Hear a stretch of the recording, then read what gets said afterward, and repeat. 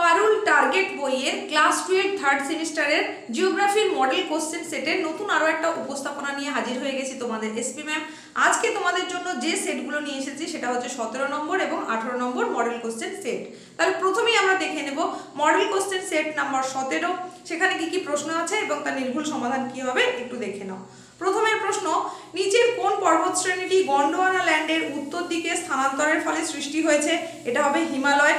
পরের প্রশ্ন, লরেসিয়া ও গন্ডোয়ানা ল্যান্ডের মধ্যবর্তী অগভীর সমুদ্রকে কি বলে? এটা হবে টেথিস। জিগসফিট কোন মহাসাগরের উপকূলের মধ্যে দেখা যায়? অবশ্যই আটলান্টিক। পরেরটা, শিলাখণ্ড ও রেগোলিতের অতি ধীরে নিচে নেমে আসাকে বলে? এটা হবে শিলা বিসর্পণ। পরের প্রশ্ন, গভীর সমুদ্রে চুন ও সিলিকা সমৃদ্ধ তরল ও পিচ্ছিল কাদাকে বলে? এটা সিন্ধুকর্দ। এরপরে 6 নম্বরে একটা ছবি দেওয়া রয়েছে এবং সঠিক বিকল্প বাছতে বলা হয়েছে চিত্র অনুযায়ী।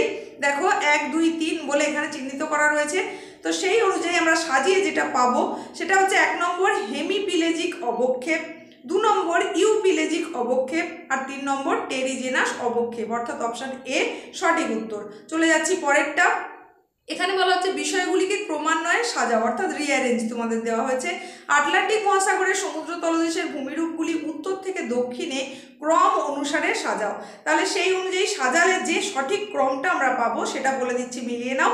সেটা হচ্ছে প্রথম হবে টেলিগ্রাফ মালভূমি, তারপর রোমান্স খাত, তারপরে রিও গ্রান্ডি শৈলশিরা, তারপর আটলান্টিক কুমেরু শৈলশিরা, মানে 2 4 3 1, অর্থাৎ অপশান সি সঠিক উত্তর। চলে যাচ্ছি পরেরটায়। পাশের প্রবাহ চিত্রটি বাস্তুতন্ত্রের কোন দিকটি তুলে ধরেছে? এখানে একটা চিত্র দেওয়া রয়েছে, সেই অনুযায়ী বলা হয়েছে। তো এখানে এই ছবিটা তোমরা দেখলে তাহলে সেই অনুযায়ী সঠিক যেটা আমরা পাবো, এটা একটা ফুড ওয়েব দেখানো হয়েছে, মানে খাদ্য জাল, তাই অপশান বি সঠিক উত্তর। 9 নম্বর প্রশ্ন, যে সামুদ্রিক অবক্ষেপে পটাশিয়াম সিলিকেটের ভাগ বেশি থাকে তাকে ড্যাশ কর্দমের অবক্ষেপ বলে? সবুজ, অর্থাৎ অপশান সি সঠিক উত্তর। 10 নম্বরে দুটো বিবৃতি দেওয়া রয়েছে। মাংসাশী প্রাণী গৌণ ও প্রগৌণ উভয় খাদকই হতে পারে, এটা হবে ঠিক। পরেরটা বলছে শিকারী খাদ্য শৃঙ্খলের সর্বপ্রথম স্তর হলো বিয়োজক ও সর্বশেষ স্তর হলো উৎপাদক, না একেবারেই ভুল। তাই আমরা বেছে নেব অপশান সি সঠিক, যেখানে বিবৃতি 1 ঠিক এবং বিবৃতি 2 ভুল। 11 নম্বরে দেওয়া হচ্ছে স্তম্ভ মেলানো। ভূপৃষ্ঠ সংলগ্ন বস্তুর ওপর ঘনীভূত জলবিন্দু, এটা শিশির। তারপর ভূপৃষ্ঠ সংলগ্ন বায়ুতে ভাসমান জলকণা, এটা হবে কুয়াশা। হিমাঙ্কের নিচের তাপমাত্রায় ভূপৃষ্ঠ সংলগ্ন বস্তুর ওপর জমাকৃত বরফকণা, এটা হবে তুহিন। আর ঊর্ধ্বাকাশে ভাসমান জলকণা, এটা হবে মেঘ। মানে সাজিয়ে আমরা যেটা পেলাম A3 B1 C4 D2, অর্থাৎ অপশান ডি সঠিক উত্তর। পরের প্রশ্ন, শক্তিশালী ক্রান্তীয় ঘূর্ণবাতজনিত বৃষ্টিপাত স্থলের অক্ষাংশগত বিস্তৃতি হলো? এটার সঠিক উত্তর হবে 5 ডিগ্রি উত্তর থেকে 5 ডিগ্রি দক্ষিণ, মানে অপশান সি। 13 নম্বর দেখো, যে প্রক্রিয়ায় বাতাসে ভাসমান জলীয় বাষ্প তরল জলকণায় রূপান্তরিত হয় তাকে ঘনীভবন বলে। আর এই ঘনীভবনের ফলে মেঘ, কুয়াশা, শিশির, তুহিন প্রভৃতি সৃষ্টি হয়। লবণকণা, ধূলিকণা, বায়ুমণ্ডলীয় গ্যাস জলীয় বাষ্প শোষণ করে নেয়। এই সমস্ত সূক্ষ্মাতি সূক্ষ্ম কঠিন কণাকে কি বলে? এখানে প্রশ্ন করা হয়েছে, তো অপশানগুলো দেখে নাও। অপশান থেকে আমরা বেছে নেব, দেখো জলাকর্ষক অণু অবশ্যই বলা যাবে, ঘনীভবন অণুও বলা যাবে, সেই কারণে আমরা সঠিক অপশান বলবো অপশান ডি, অর্থাৎ এ ও সি উভয়ই সঠিক। পরের প্রশ্ন, ড্যাশকে পরিচলন মেঘ বলা হয়? এটা তোমাদের প্রত্যেকের জানার কথা, তাই এই উত্তরটা তোমরা কমেন্টে অবশ্যই জানাও, এটার উত্তর আমি বলছি না। চলে যাচ্ছি পরের প্রশ্নে। 13 নম্বর প্রশ্নে চলে যাচ্ছি। দেখো সৌরশক্তি নিজ দেহে আবদ্ধ করে, এটা হবে উৎপাদক। পরের প্রশ্ন, অন্তঃপ্রব্রজন ও বহিঃপ্রব্রজনের পার্থক্যকে বলে নিট প্রব্রজন। চলে যাচ্ছি 17 নম্বর প্রশ্ন, জনঘনত্বের সূত্রটি হলো? এখানে যে সূত্রটা হবে সেটা হচ্ছে জনসংখ্যা ডিভাইডেড এলাকা, মানে অপশান সি সঠিক। এরপরে 18 নম্বর প্রশ্নে দেখো একটা ছবি দেওয়া হয়েছে, বলা হয়েছে পাশের চিত্র থেকে সঠিক উত্তরটি চিহ্নিত করো। এখানে 1 2 3 চিহ্নিত করা আছে, তো অপশন দেখে কোনটা সঠিক হবে সেটা বুঝতে হবে। তো 1 নম্বর যেটা সেটা হবে জনাকীর্ণতা, 2 নম্বর যেটা সেটা হচ্ছে জনস্বল্পতা, আর 3 নম্বরটা হচ্ছে কাম্য জনসংখ্যা। সুতরাং অপশান ডি হচ্ছে সঠিক উত্তর। চলে যাচ্ছি পরেরটায়। 19 নম্বরে দুটো বিবৃতি দেওয়া রয়েছে। মানুষ জমি অনুপাতের একটি আদর্শ অবস্থা হলো কাম্য জনসংখ্যা, বিবৃতিটা সঠিক। জনাকীর্ণ দেশে জনপ্রতি আয় সর্বাপেক্ষা বৃদ্ধি পায় না, এটা ভুল। তাই অপশান সি আমাদের সঠিক উত্তর, যেখানে বলছে বিবৃতি 1 ঠিক আর বিবৃতি 2 ভুল। চলে যাচ্ছি পরের প্রশ্নে। এখানে পরের প্রশ্নে বলা হচ্ছে মরণশীলতার নিয়ন্ত্রক হলো, তাহলে সঠিক উত্তর আমরা বলতে পারি যেগুলো, দেখো যতগুলো অপশান দেওয়া আছে সবগুলোই কিন্তু সঠিক, সেই কারণে আমরা বলবো অপশান ডি সঠিক উত্তর। 21 নম্বর প্রশ্ন, এখানে বিবৃতি আর কারণ দেওয়া রয়েছে। এখানে বিবৃতিতে বলা হচ্ছে গ্রামীণ বসতিতে অল্প পরিমাণ বাসগৃহ বিস্তৃত এলাকায় বিচ্ছিন্নভাবে অবস্থান করে বিক্ষিপ্ত বসতি গড়ে ওঠে। তাহলে এই বিবৃতিটা আমরা কি বুঝছি না, এটা হচ্ছে সঠিক। আর কারণ বলছে শীতল তৃণভূমি অঞ্চলে যাযাবর ভিত্তিক পশুচারণ করায় সেখানে বিক্ষিপ্ত বসতি গড়ে ওঠে, এটাও সঠিক। আর কারণটা কিন্তু বিবৃতির সঠিক ব্যাখ্যা, তাই আমরা অপশান এটাকে বেছে নেব সঠিক উত্তর হিসাবে। পরের প্রশ্ন অর্থাৎ 22 নম্বর প্রশ্ন, সেখানে স্তম্ভ মেলানো দেওয়া হয়েছে। নাগরিক সমস্যা, এটা হবে বাসস্থানের অভাব। অর্থনৈতিক সমস্যা, বৃহৎ অভিবাসী জনসংখ্যা। সামাজিক সাংস্কৃতিক সমস্যা, এটা হবে পুরুষ দ্বারা নির্বাচিত লিঙ্গ অনুপাত। আর পরিবেশগত সমস্যা, এটা হবে বিপুল পরিমাণ বর্জ্য উৎপাদন। সুতরাং মিলিয়ে যেটা পাচ্ছি A3, B1, C2, D4, মানে অপশান সি সঠিক উত্তর। 23 নম্বর প্রশ্ন দেখে নাও। পৌরবসতির নকশায় কেন্দ্রবেষ্টনী তত্ত্বের প্রবক্তা হলেন, এটা হবে বার্জেস, মানে অপশান এ সঠিক উত্তর। পরের প্রশ্ন, প্রধান শহরকে ঘিরে বা এর অদূরে প্রধান শহরের ওপর চাপ কমাতে যে শহর গড়ে ওঠে তাকে ড্যাশ বলে, এটা হবে উপনগরী। 25 নম্বর, অধিকাংশ গ্রামীণ বসতি সাধারণত গড়ে ওঠে জীবন ধারণের জন্য প্রাকৃতিক উপকরণের আকর্ষণে। বসতি ও প্রকৃতির সম্পর্কের নিরিখে সঠিক বিকল্পটি নির্দেশ করো। তাহলে এখানে সঠিক বিকল্প নির্দেশ করতে গেলে আমরা আগে অপশানগুলো ভালো করে দেখে নিই। তাহলে সঠিক উত্তর হবে সমতল ভূপ্রকৃতি ও উর্বর মৃত্তিকার আকর্ষণে, মানে অপশান এ সঠিক। 26 নম্বর বলছে অববাহিকা ব্যবস্থাপনায় ভারত সরকারের একটি পদক্ষেপ হলো, এখানে দেখো সবগুলো দেখে নাও ভালো করে, তো সবগুলোই কিন্তু ভারত সরকারের পদক্ষেপ, তাই আমরা অপশান ডিটাকেই বলবো সঠিক উত্তর, মানে সব অপশানগুলোই কিন্তু ঠিক। এবার দেখে নাও 27 নম্বর প্রশ্ন, এখানে বিবৃতি কারণ দেওয়া হয়েছে। বলা হচ্ছে একবিংশ শতকে ভারতে জনবিস্ফোরণ ঘটে চলেছে। অবশ্যই এটা কি হবে, সঠিক হবে, কিন্তু তারপরে যেটা কারণ বলছে সেটা বলছে ভারতে এই সময়ে নানান আর্থসামাজিক জৈবিক কারণে অতি উচ্চ মৃত্যুহার এবং খুব কম জন্মহার দেখা যায়, এটা কিন্তু ভুল। তাই আমরা অপশান হিসাবে যেটাকে বাছবো সেটা হচ্ছে অপশান সি, মানে অ্যাজারশন ঠিক কিন্তু রিজনিং ভুল। এরপরে 28 নম্বর প্রশ্ন, এখানে বলা হচ্ছে কোন কেন্দ্রশাসিত অঞ্চলে জনসংখ্যা বৃদ্ধির হার সর্বাধিক। তাহলে সেটা অবশ্যই দাদরা ও নগর হাভেলি, মানে অবশ্যই অপশান এ সঠিক। এরপরে দেখো ভারতের দীর্ঘতম নদীবাঁধ হলো, এটা হবে হীরাকুদ, মানে অপশান এ সঠিক উত্তর। পরের প্রশ্ন, ভারতে ফুয়েল রিসার্চ ইনস্টিটিউট ড্যাশে অবস্থিত, এটার সঠিক উত্তর আমরা যেটা করব সেটা হচ্ছে ধানবাদ, মানে অপশান এ সঠিক। এরপরে 31 নম্বর প্রশ্নে চলে যাচ্ছি। দেখো বলছে ওটেক কি ধরনের শক্তি সম্পদ, এটা হচ্ছে অপ্রচলিত শক্তি সম্পদ, মানে অপশান বি সঠিক উত্তর। 32 নম্বরে বলা হচ্ছে পেট্রোলিয়াম ব্যবহার শুরু হওয়ার পরিবহন ব্যবস্থায় এক যুগান্তকারী পরিবর্তন আসে, পেট্রোলিয়ামের সঙ্গে পরিবহনের সম্পর্কের ভিত্তিতে সঠিক বিকল্প কোনটি। ভালো করে বিকল্পগুলো একবার দেখে নাও, এখানে পরিষ্কারভাবে 4টে বিকল্পের কথা বলা হয়েছে। তো বিকল্পগুলো আমরা একটু দেখে নিই। বলছে এটি একটি সহজ দাহ্য এবং ইউনিট পিছু অধিকতর শক্তি প্রদায়ী প্রচলিত খনিজ। আবার বলছে এটি ভারতের একটি সহজলভ্য খনিজ। আবার বলছে পেট্রোলিয়াম সহজ পরিবহনযোগ্য। আরেকটা বলছে শক্তি উৎপাদন প্রযুক্তি সহজসাধ্য। তাহলে এর মধ্যে সঠিক বিকল্প যেটা হবে সেটা হচ্ছে এটি একটি সহজ দাহ্য এবং ইউনিট পিছু অধিকতর শক্তি প্রদায়ী প্রচলিত খনিজ, তাই অপশান এ সঠিক উত্তর। পরের প্রশ্ন, মানে 33 নম্বর, ভারতে কয়লা উত্তোলনে অগ্রণী রাজ্যগুলিকে সঠিক ক্রম অনুযায়ী সাজাও। যে যে রাজ্যগুলো দেওয়া আছে সেটা হচ্ছে ছত্তিশগড়, মধ্যপ্রদেশ, ঝাড়খণ্ড আর ওড়িশা। এটাকে যদি আমরা সঠিক ক্রম অনুযায়ী সাজাই তাহলে যে জিনিসগুলো পাবো সেটা হচ্ছে প্রথম হবে ওড়িশা, তারপরে ছত্তিশগড়, তারপর ঝাড়খণ্ড, তারপরে মধ্যপ্রদেশ। তো অপশান এ সঠিক উত্তর। 34 নম্বর প্রশ্ন, ভারতের বৃহত্তম বাণিজ্যিক অংশীদারি দেশ হলো, অপশানগুলো দেখে নাও। সঠিক উত্তর হবে চীন, অর্থাৎ অপশান সি সঠিক উত্তর। 35 নম্বর বলছে WTOর কার্যাবলীর মূল উদ্দেশ্য হলো, এটা কমেন্টে জানাও, এটার উত্তর আমি বলছি না। নেক্সট চলে যাচ্ছি পরের যে মডেল কোশ্চেন সেট রয়েছে অর্থাৎ 18 নম্বর সেট, সেখানে প্রশ্ন কি কি দেওয়া রয়েছে দেখে নাও এবং তার নির্ভুল সমাধানগুলো অবশ্যই জেনে নাও। প্রথম যে প্রশ্নটা দেওয়া রয়েছে সেটা হচ্ছে যে যে মহাদেশ গন্ডোয়ানা ল্যান্ডের অংশ তা হলো, অপশানগুলো দেখে নাও। এর মধ্যে সঠিক হবে দক্ষিণ আমেরিকা, আফ্রিকা আর ওশিয়ানিয়া, এগুলো দক্ষিণ দিকের মানে গন্ডোয়ানা ল্যান্ডের অংশ, অর্থাৎ অপশান বি সঠিক উত্তর। এরপর দেখো 2 নম্বর প্রশ্ন, এখানে বিবৃতি আর কারণ দেওয়া রয়েছে। প্রথমে বলছে মেরুর আপাত অবস্থান একই মহাদেশে বিভিন্ন বয়সের শিলায় বিভিন্ন হয়ে থাকে, এটা সঠিক।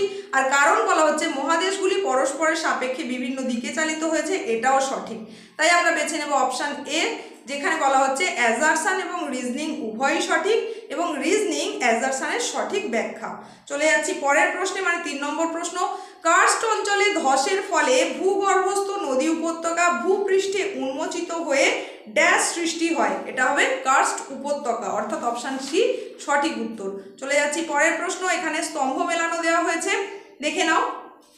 প্রথমেই বলছি ইউ আকৃতির হিমবাহ উপত্যকা, এটা হবে হিমদ্রোণী। হিমবাহের গতিপথে সৃষ্ট উত্তল ভূমিরূপ, এটা হবে রসেমতানে। ডিমের ঝুড়ির ন্যায় ভূমিরূপ, এটা ড্রামলিন। আর পাশাপাশি অবস্থিত 2 বা ততোধিক কড়ির মিলিত রূপ, সেটাকে বলা হবে পিরামিড চূড়া। তাহলে আমরা সাজিয়ে যেটা পাচ্ছি A1, B4, C2, D3, সুতরাং অপশান ডি সঠিক উত্তর। পরের প্রশ্ন বলা হচ্ছে মেরু অঞ্চলে বোল্ডার সহ মৃত্তিকার অপেক্ষাকৃত ধীর প্রবাহকে বলে, এটা সলিফ্লাকশন। পরের দুটো বিবৃতি দেওয়া রয়েছে, সাবলিমেশন প্রক্রিয়ায় বরফকুচির গায়ে বাষ্পীভূত জল সঞ্চিত হলে বরফকুচি আয়তনে কমে, এটা তাহলে আমরা বলবো একেবারেই ভুল। আর বিবৃতি 2 হচ্ছে বরফপৃষ্ঠের ওপর বায়ুর সম্পৃক্ত বায়ুচাপ জলপৃষ্ঠের ওপর বায়ুর সম্পৃক্ত বায়ুচাপ অপেক্ষা বেশি হয়, এই কথাটা কিন্তু ঠিক। সুতরাং আমাদের বিবৃতি 1 ভুল আর বিবৃতি 2 ঠিক, তাই অপশান ডি আমরা বেছে নেব সঠিক উত্তর হিসাবে। 7 নম্বর প্রশ্ন, এখানে দেখো একটা ছক দেওয়া রয়েছে আর একটা জায়গায় প্রশ্ন চিহ্ন দেওয়া রয়েছে, সেখানে কি বসবে সেটা তোমাকে অপশান থেকে বাছতে হবে। ছকটা আগে ভালো করে বুঝে নাও। তো এর মধ্যে থেকে আমাদের জিজ্ঞাসা চিহ্নিত জায়গায় যেটা বসবে সেটা হচ্ছে সিরাস, মানে যা যা বৈশিষ্ট্য দিয়েছে সেটা হচ্ছে সিরাস মেঘের বৈশিষ্ট্য, তাই আমরা অপশান ডিটাকে বেছে নেব সঠিক উত্তর হিসাবে। পরের প্রশ্ন 8 নম্বর, 0.5 মিলিমিটারের কম ব্যাসের অতি সূক্ষ্ম জলবিন্দু খুব ঘনভাবে ভূপৃষ্ঠে পতিত হলে তাকে ড্যাশ বলে, এটার সঠিক উত্তর হবে গুঁড়ি গুঁড়ি বৃষ্টি, মানে অপশান সি। পরের প্রশ্ন, সমুদ্র তলদেশের চ্যাপ্টা শিখর বিশিষ্ট পর্বতকে বলে, এটার সঠিক উত্তর হবে গায়ট। পরের প্রশ্ন, প্রশান্ত মহাসাগরে অবস্থিত খাতগুলি উত্তর থেকে দক্ষিণে ক্রমানুযায়ী সাজাও, ভালো করে বুঝে নাও। সাজাতে হবে উত্তর থেকে দক্ষিণে। কি কি দেওয়া রয়েছে খাতের নাম না, কারমাডেক খাত, জাপান খাত, অ্যালিউশিয়ান খাত আর মারিয়ানা খাত। তাহলে এগুলোকে যদি আমরা সঠিকভাবে সাজাই উত্তর থেকে দক্ষিণে, তাহলে যেটা পাবো সেটা প্রথমেই হচ্ছে অ্যালিউশিয়ান খাত, তারপর মারিয়ানা খাত, তারপরে জাপান খাত, তারপরে কারমাডেক খাত। তো অপশান এ সঠিক উত্তর। পরের প্রশ্ন 11 নম্বর, এখানেও দুটো বিবৃতি দেওয়া রয়েছে, বিবৃতিটা আমরা দেখে নিই। বিবৃতি 1-এ বলা হচ্ছে লোহিত সাগরের জলে লবণের ভাগ কম হওয়ায় জলের তাপগ্রাহিতা বেশি, তাহলে এটা কিন্তু ভুল কথা। আর পরের বিবৃতিতে বলা হচ্ছে মধ্য অক্ষাংশে পশ্চিমা বায়ুর প্রভাবে মহাদেশের পূর্ব দিকের সমুদ্রের জল পশ্চিম দিক অপেক্ষা শীতল হয় না, এটাও ভুল কথা। তাই আমরা বলবো যে দুটো বিবৃতি ভুল, মানে অপশান বি সঠিক উত্তর। চলে যাচ্ছি পরেরটায়, সমুদ্র পৃষ্ঠ থেকে ড্যাশ গভীরতা পর্যন্ত অঞ্চলকে ফটিক অঞ্চল বলে, তাহলে এটা সঠিক হবে 200 মিটার গভীরতা পর্যন্ত। পরের প্রশ্ন, একটি সংযুক্ত সামগ্রিক জালিকার খাদ্য শৃঙ্খল নিয়ে খাদ্যজাল গড়ে ওঠে, বাস্তুতন্ত্রে খাদ্য শৃঙ্খল ও খাদ্যজাল সম্পর্কে সঠিক বিকল্পটি হলো, এবার অপশানগুলো ভালো করে দেখে নাও। এই অপশানগুলোর মধ্যে সঠিক হিসেবে যেটা আমরা বাছবো সেটা হচ্ছে অনেকগুলি খাদ্য শৃঙ্খল নিয়ে খাদ্য জাল তৈরি হয়, মানে অপশান সি সঠিক। পরের প্রশ্ন, কোন গোষ্ঠী বা সম্প্রদায় বাস্তুতন্ত্রে যে ভূমিকা পালন করে তাকে ড্যাশ বলে, তাহলে এটা আমরা যেটা বেছে নেবো সেটা হচ্ছে ইকোলজিক্যাল নিচ, অর্থাৎ অপশান বি সঠিক। 15 নম্বর প্রশ্ন, এখানে বিবৃতি আর কারণ দেওয়া রয়েছে। বিবৃতি বলা হচ্ছে বায়োম হলো ভূপৃষ্ঠে উদ্ভিদ ও প্রাণীকুলের বন্টন, তাহলে এটাকে আমরা কি বলতে পারি, সঠিক বলতে পারি।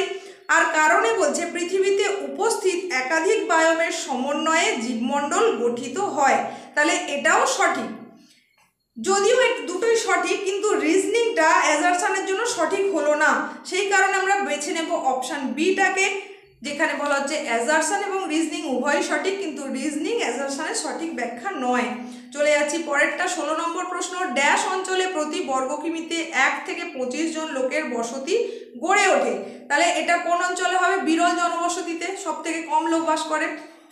পরের প্রশ্ন, নারীর প্রজননক্ষম বয়স সাধারণত ধরা হয়, সেটা এবার অপশানগুলো দেখে নাও। এই অপশানটা তোমাদের দিতে পারার কথা, তো তোমরা অপশানে তো তোমরা কমেন্টে এটার উত্তর দাও, আমি এখানে জানালাম না। পরের প্রশ্ন 18 নম্বর, জনসংখ্যার ভিত্তিতে অঞ্চলগুলিকে ঊর্ধ্বক্রমে সাজাও। তাহলে ঊর্ধ্বক্রমে সাজাতে বলা হয়েছে। এবার কি কি দেওয়া হয়েছে জনসংখ্যার ভিত্তিতে যে অঞ্চলগুলোর কথা বলা হয়েছে সেটা হচ্ছে গ্রিনল্যান্ড, যুক্তরাজ্য, আফ্রিকার সাভানা আর নাইজেরিয়া।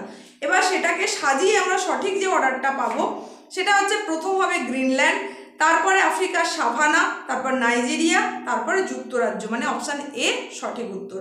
19 নম্বর প্রশ্নে বিবৃতি দেওয়া রয়েছে দুটো, আমরা আগে দেখে নিই। প্রজনন হার নির্ণয়ে মোট জনসংখ্যাকে বিবেচনা করা হয়। এই বিবৃতিটা তাহলে কি হলো ঠিক। আর পরের যে বিবৃতি রয়েছে সেটাকে বলছে সমাজে নারী শিক্ষা, নারী স্বাধীনতা, প্রজনন নিয়ন্ত্রণে সহায়তা করে। অবশ্যই ঠিক। সুতরাং আমরা অপশান এটাকে বাছবো, যেখানে বলা হচ্ছে দুটি বিবৃতিই ঠিক।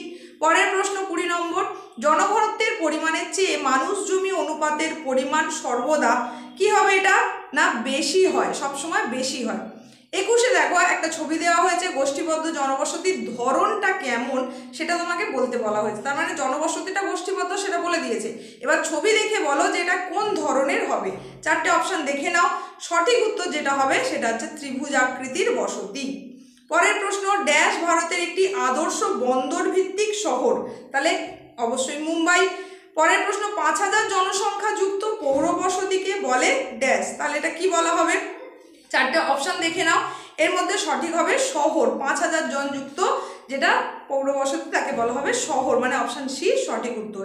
24 নম্বর প্রশ্নে চলে যাচ্ছি, এখানে বিবৃতি কারণ দেওয়া রয়েছে।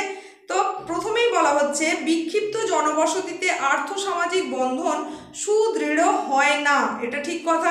বিক্ষিপ্ত জনবসতিতে বিস্তীর্ণ এলাকা জুড়ে স্বল্প কিছু বাসগৃহ যথেষ্ট ব্যবধানে বিক্ষিপ্তভাবে অবস্থান করে, এটাও ঠিক কথা। আর সঠিক ব্যাখ্যাও বটে, তাই আমরা বেছে নেব অপশান এ কে সঠিক উত্তর হিসাবে। পরের প্রশ্ন, গ্রিক শব্দ নেক্রোপলিসের অর্থ হলো মৃতের নগরী। পরেরটা 2011 খ্রিস্টাব্দের আদমশুমারি অনুযায়ী জনঘনত্বের ভিত্তিতে রাজ্যগুলি অধক্রমে সাজাও। এবার কোন কোন রাজ্য বলেছে না মেঘালয়, বিহার, পশ্চিমবঙ্গ আর কেরল। তাহলে সেগুলোকে যদি অধক্রমে সাজানো হয়, যে অর্ডারটা আমরা পাবো সেই অনুযায়ী দেখো বিহার, তারপর পাবো পশ্চিমবঙ্গ, তারপর কেরল, তারপরে মেঘালয়। তার মানে 2, 3, 4, 1 মানে অপশান ডি সঠিক উত্তর। 27 নম্বর প্রশ্ন, ভারতের জনসংখ্যা বৃদ্ধির হার ঋণাত্মক। কোথায়, কোন জায়গায় ঋণাত্মক সেটা জানতে চাওয়া হয়েছে, এটা হবে নাগাল্যান্ডে। পরের প্রশ্ন, অতিরিক্ত জলসেচের ফলে অপশানগুলো দেখে নাও কি হয়, তারপরে সেখান থেকে আমরা বেছে নেব। দেখো অতিরিক্ত জলসেচ করার ফলে যা যা হয় এখানে অপশান এ বি সিতে কিন্তু সেগুলো সবই দেওয়া রয়েছে, তাই জন্যই আমরা বেছে নেব অপশান ডি, যেখানে সব কথাগুলোই ঠিক, তাই আমরা অপশান ডিটাকে বাছবো সঠিক উত্তর হিসাবে। 29 নম্বর প্রশ্ন, এখানে বলা হচ্ছে ড্যাশ ভারতে বৃষ্টির জল সংরক্ষণে অগ্রণী ভূমিকা পালন করে। এই প্রশ্নটা তো এতদিনে তোমাদের মাথায় একেবারে গেঁথে যাওয়ার কথা, এমইডিএতেও প্রচুর পরিমাণে ছিল, এই পারুল টার্গেটেও কিন্তু অনেকবার আমি করিয়েছি। সঠিক উত্তর হবে তামিলনাড়ু। এরপরে দেখো 30 নম্বর প্রশ্ন, এখানে স্তম্ভ মেলানো দেওয়া হয়েছে, তো আমরা মিলিয়ে দেখে নিই। প্রথমে বলছে জোয়ারভাটা বিদ্যুৎ কেন্দ্র, এটা হবে পশ্চিমবঙ্গের দুর্গাদুয়ানি। তারপর আছে জৈব শক্তি উৎপাদন কেন্দ্র, এটা হবে উত্তরপ্রদেশের খাটাউলি। তারপরে ভূতাপ শক্তি উৎপাদন কেন্দ্র, এটা হবে হিমাচল প্রদেশের মণিকরণ। আর পারমাণবিক শক্তি উৎপাদন কেন্দ্র, এটা হবে তামিলনাড়ুর কালপক্কম। মানে আমরা সাজিয়ে যেটা পাচ্ছি সেটা হচ্ছে A2, B3, C1, D4, মানে অপশান বি সঠিক উত্তর। 31 নম্বর, এখানে দুটো বিবৃতি দেওয়া রয়েছে, আমরা দেখে নিই। প্রথম বিবৃতিতে বলা হচ্ছে প্রচলিত শক্তি ব্যবহারের ফলে পরিবেশ দূষণের সমস্যা ঘটে না, তাহলে এটা কিন্তু ঠিক, এই বিবৃতিটা সঠিক। পরের বিবৃতি বলছে প্রচলিত শক্তি উৎপাদনে প্রচুর মূলধন বিনিয়োগের প্রয়োজন হয়, এটারও যে বিবৃতিটা দেওয়া রয়েছে এটা কিন্তু একেবারেই ঠিক নয়, ভুল। তাই আমরা অপশানগুলো দেখে নিই। এই অপশানের মধ্যে সঠিক হিসেবে আমরা যেটা বাছবো সেটা হচ্ছে অপশান সি, যেখানে বলা হচ্ছে বিবৃতি 1 ঠিক আর বিবৃতি 2 ভুল। চলে যাচ্ছি পরের প্রশ্ন, মানে 32 নম্বর প্রশ্ন। এখানে কি বলা হচ্ছে মানচিত্রে প্রশ্নসূচক চিহ্নিত রাজ্য শনাক্ত করো এবং এর প্রধান ফসল বিকল্পগুলি থেকে বেছে নাও। তাহলে দেখো মানচিত্রটা দেখে নাও, কোন জায়গায় জিজ্ঞাসা চিহ্ন রয়েছে সেটাও বুঝে নাও। এই অনুযায়ী সঠিক উত্তর হিসেবে আমরা যেটা বাছবো সেটা হচ্ছে উত্তরপ্রদেশ আখ।